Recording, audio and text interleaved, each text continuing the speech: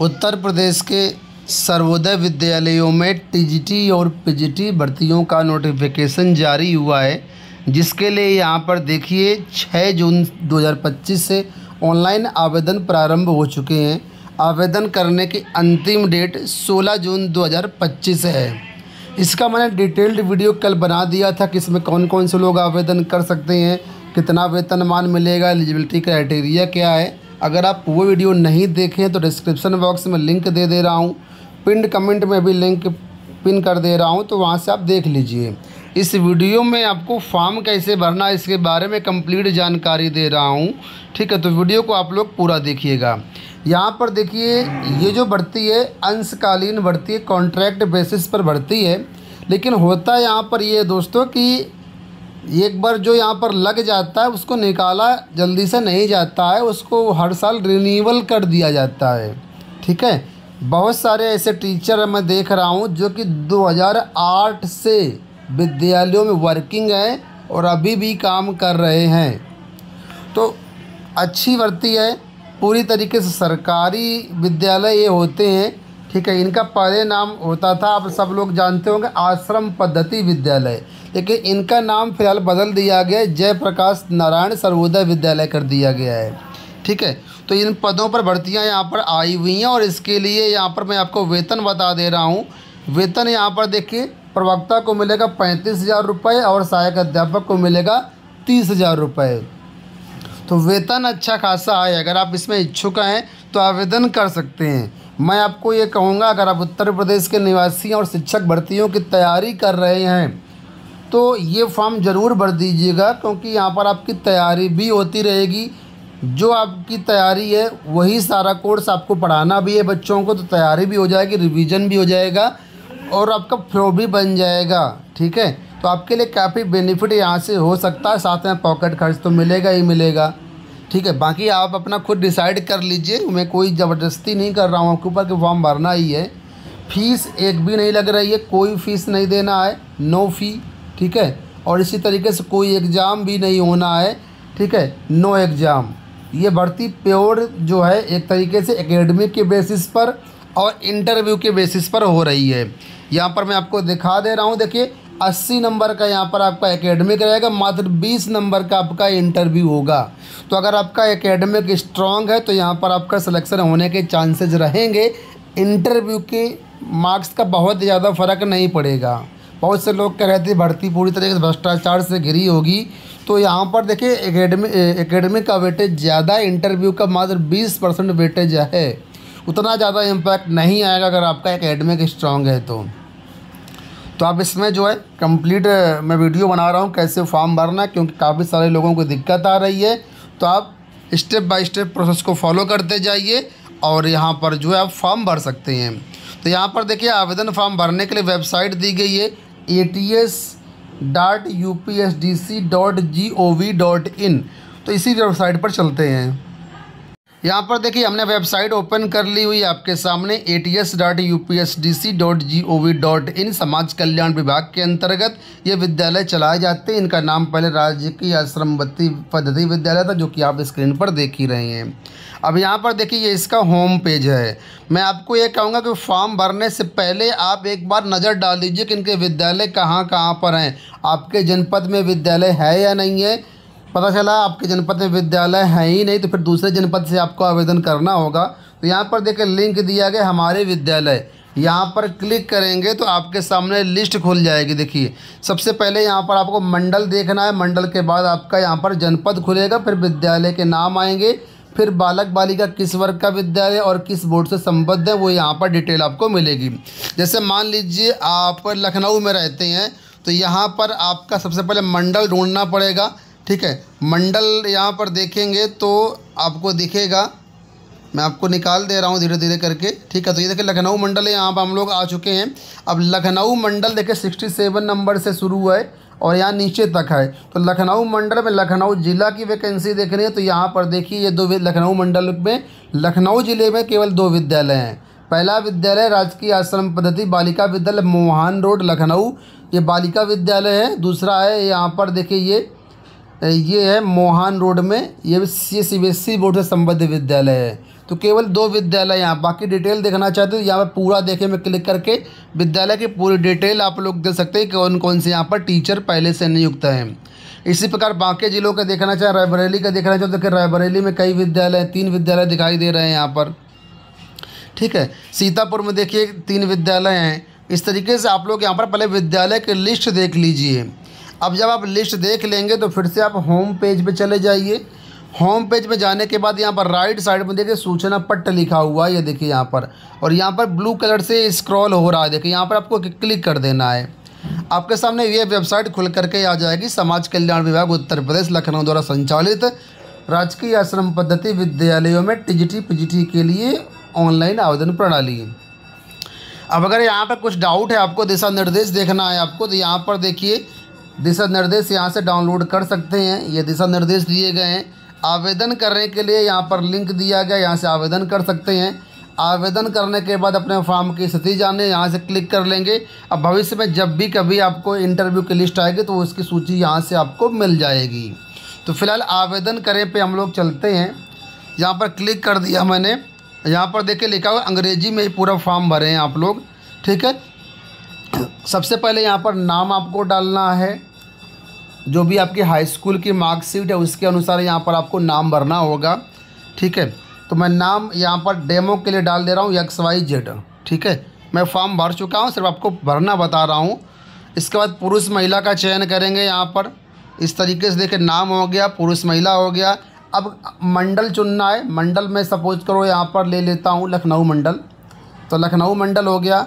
अब लखनऊ मंडल में किस ज़िले से फॉर्म भरना चाहते हो तो यहाँ देखिए सभी ज़िले आ जाएंगे। अब मान लीजिए किसी को रायबरेली से फॉर्म भरना है तो रायबरेली यहाँ पर डाल देना है। अब आपको विद्यालय का यहाँ पर चयन करना है।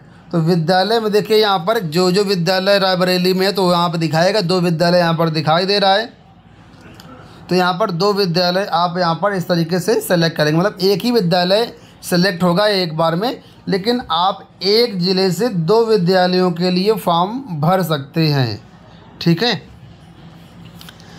अब यहाँ पर देखिए पद के लिए आवेदन, तो आप किस पद के लिए आवेदन करना चाहते हैं, टीजीटी के लिए या पीजीटी के लिए, तो जो भी आपकी एलिजिबिलिटी क्राइटेरिया है उसके अनुसार यहाँ पर पद का चयन करें। मान लीजिए हम टीजीटी के लिए करना चाहते हैं, टीजीटी सेलेक्ट किया। अब विषय, किस विषय के लिए फॉर्म भरना चाहते हैं, तो जो भी आप एलिजिबल हैं उस विषय के लिए यहाँ पर आप टिक करें। सपोज करो आप हिंदी के लिए फॉर्म भरना चाहते हैं, हिंदी टिक कर दें यहाँ पर। अब यहाँ पर जन्म तिथि सेलेक्ट करना है, तो सबसे पहले ईयर के ऊपर यहाँ पर आपको टिक करना रहेगा। तो मैं ईयर के ऊपर टिक करता हूँ, तो इस तरीके से आ जाएगा आपके सामने लिस्ट ईयर की। अब यहाँ पर जो भी आपका ईयर है, बर्थ ईयर, उसको यहाँ पर सेलेक्ट करना है। मान लीजिए 94 सेलेक्ट करेंगे। अब यहाँ पर स्क्रॉल करते हुए एरो में आप लोग मंथ सेलेक्ट करेंगे। सपोज करो आपका दिसंबर मंथ है 94 का, तो यहाँ पर टिक करेंगे राइट साइड में, और यहाँ पर देखिए दिसंबर आपको सेलेक्ट कर लेना इस तरीके से। अब जब ये सेलेक्ट हो जाए तो यहाँ पर आपको डेट सेलेक्ट कर लेना है, तो डेट यहाँ पर सेलेक्ट करेंगे और सेट पे क्लिक कर देंगे। तो यहाँ पर डेट देखिए आ गई।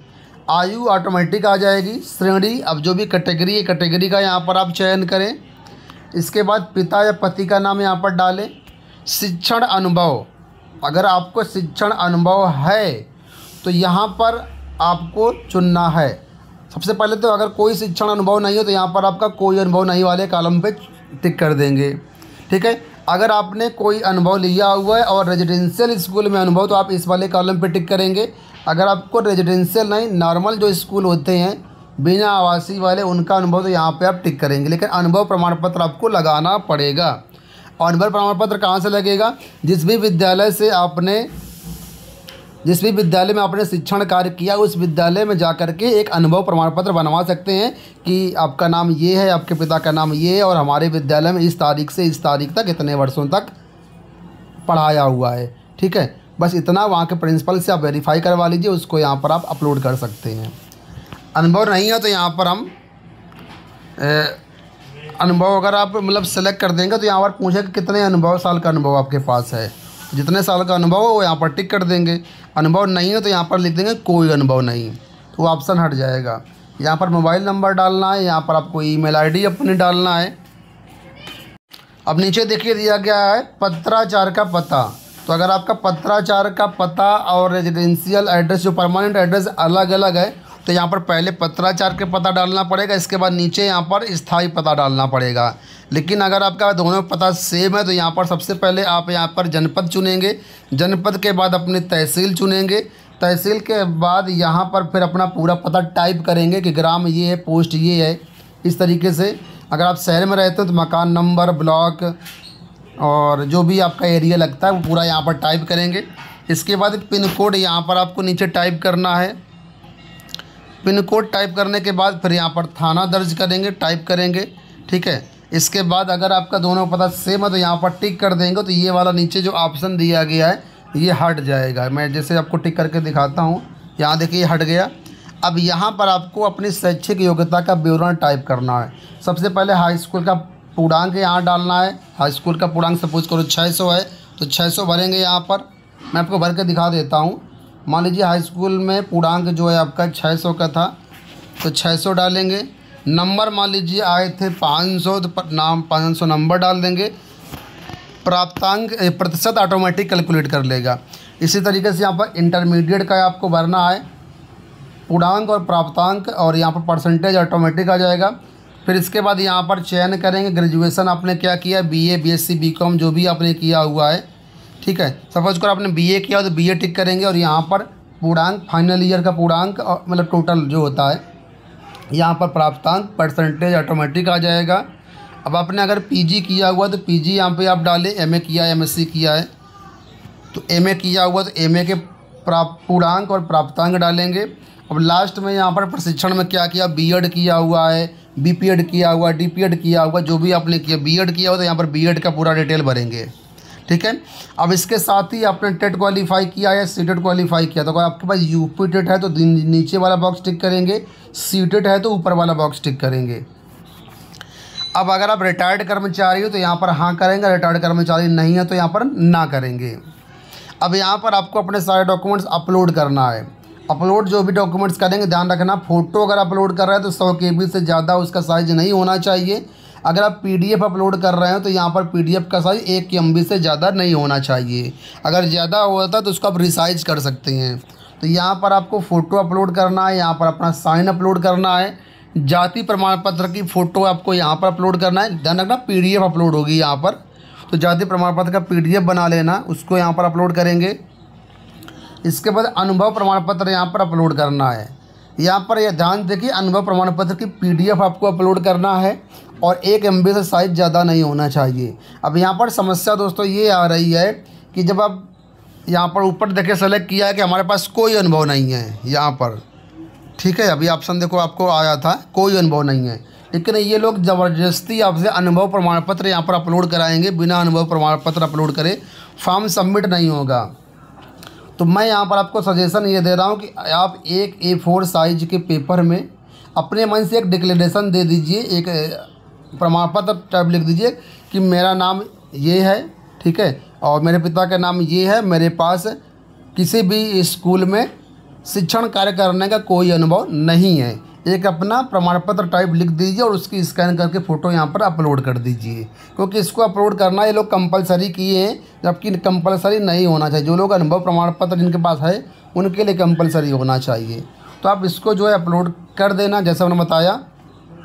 इसके बाद सारे डॉक्यूमेंट्स की PDF आपको यहाँ पर अपलोड करनी है।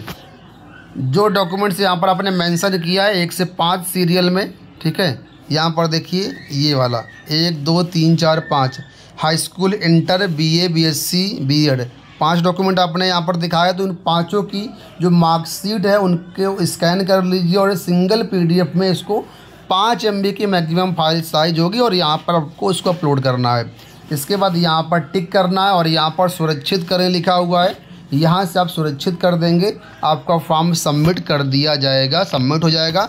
आपके पास जो एप्लीकेशन नंबर है वो आ जाएगा। इसके बाद आप वेबसाइट पर जा कर के यहाँ से जो है नीचे देखिए ऑप्शन दिया गया आवेदन पत्र प्रिंट करें, यहाँ से आप लोग आवेदन पत्र प्रिंट कर सकते हैं। दोस्तों ये पूरी प्रक्रिया थी ऑनलाइन फॉर्म भरने की। मुझे लगता है कि अब आप सारी चीज़ें समझ गए होंगे। इस वीडियो में इतना ही, धन्यवाद।